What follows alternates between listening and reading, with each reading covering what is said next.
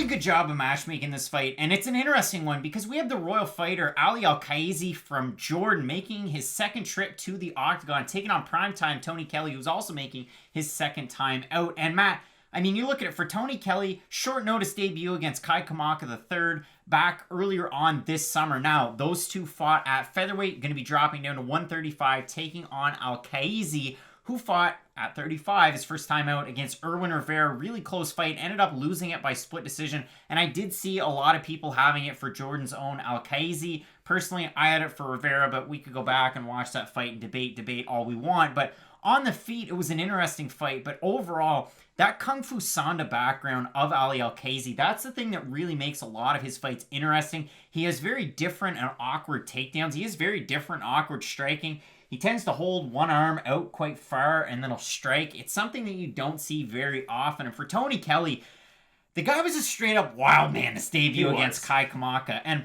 the thing that made that very interesting, I mean, Tony Kelley coming out of Dement Bros in Shreveport, Louisiana. He's got that boxing background, but he's a really well-rounded fighter. We've seen him training all the way up through with Mark De La Rosa, Andrea Lee coming out of that camp as well. So some interesting names. And Tony Kelley, for what it's worth, he had a really long layoff between fights. And I say that because one meant a lot and one did not.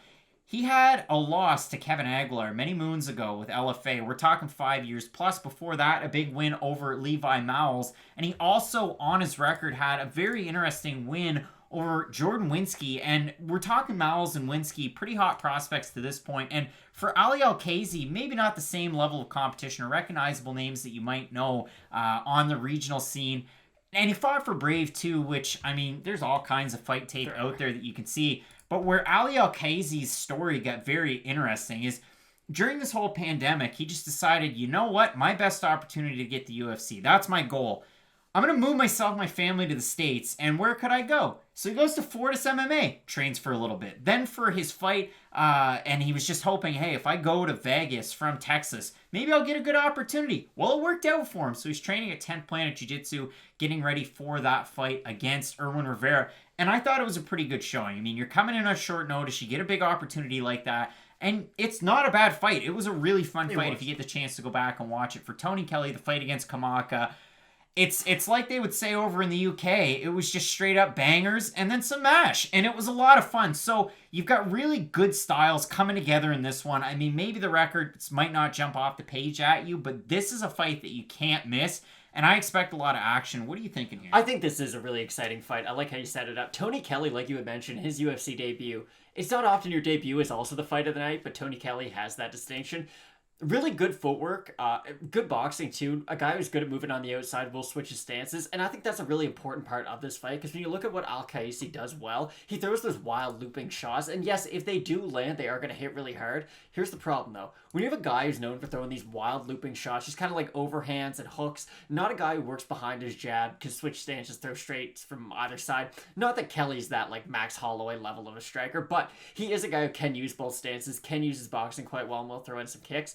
I think the footwork's really important, though, because as Alqaisi is going to throw those looping shots to try to clinch up, if Tony Kelley can keep his feet moving throughout the majority of this fight, he should be able to pick apart Alqaisi from the outside, just because we've seen it before. We know kind of what we're going to get from Kelley. The footwork's such a big X factor that if I'm moving my feet, it's really hard for someone to try to plant and get a hold of me. And for Kelley, that footwork is going to be so essential in this fight. I think the speed's on his side. I do think a lot of the striking acumen is with Tony Kelley. Problem is, if Alqaisi does get his hands around you and is able to take you down to the ground, it's going to be a really interesting fight. And this is one of those fights where it's going to be really one-sided. I just don't really know which side it is going to go. Either Tony Kelley's going to be able to move on the outside, kind of piece apart Ali Alqaisi as the fight moves on, or if Alqaisi can get his hands together, get him up against the cage, really wear on Tony Kelley.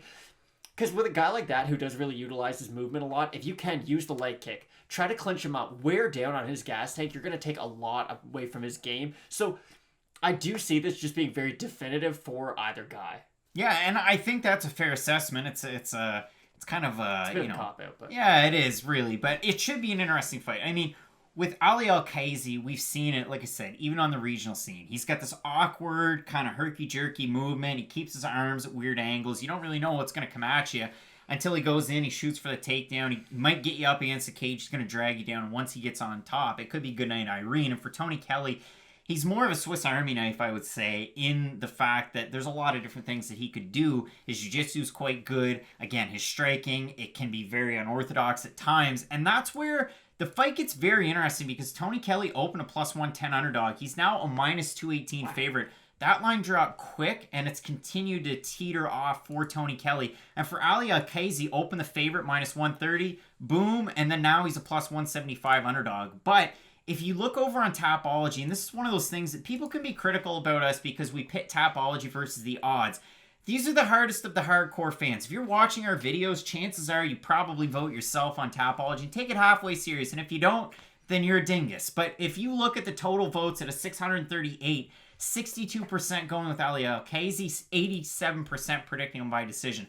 I find that interesting because it contradicts the odds in quite a bit of different circumstances. So people are putting their hard-earned dollars on Tony Kelley. People are just wildly making picks maybe with Alqaisi. I don't think that's the circumstance. But Matt, I think you made a really good point.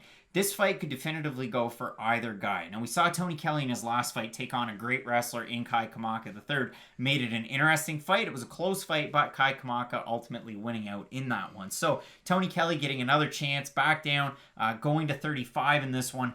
I worry, like I said, in the Omar Morales fight against Giga Chikadze. Now, he's had time to cut the weight, but still, is it going to be an issue fighting at 135 pounds? I don't know. I mean, height-wise, reach-wise, all of those metrics point to a guy that, yeah, he should be able to make 35. I mean, body type-wise, I think he could make 35. But it's always one of those things that I scratch my head. So, ultimately, this pick, you're going to have to wait until question mark kicks on Saturday to get a really definitive look. Oh, I'll give you mine right now. Tony Kelley. I want to see what Kelley looks like on the scale. Because if he looks totally drawn out like a ghost of himself or shell of himself, then yeah, I mean, Alqaisi all day. But the way that it goes right now, yes, I'm going to be in agreement. I think Tony Kelley is going to be able to get the win. I think ultimately the striking, the pop that's on the end of his shots, and then that jiu-jitsu.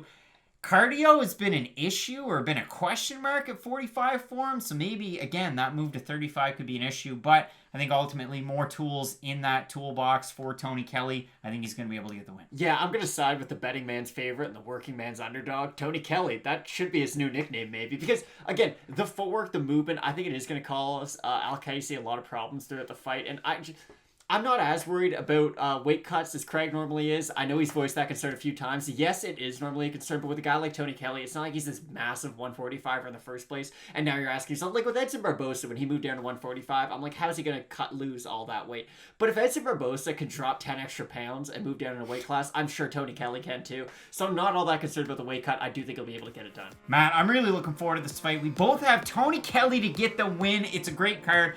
Ton of sleeper fights, so make sure you keep it locked in with Fight Night Picks. We got an extended look at our main event between Marlon Moraes and Cory Sandhagen. And as always, like we say with Fight Night Picks, Matt, let's get into it.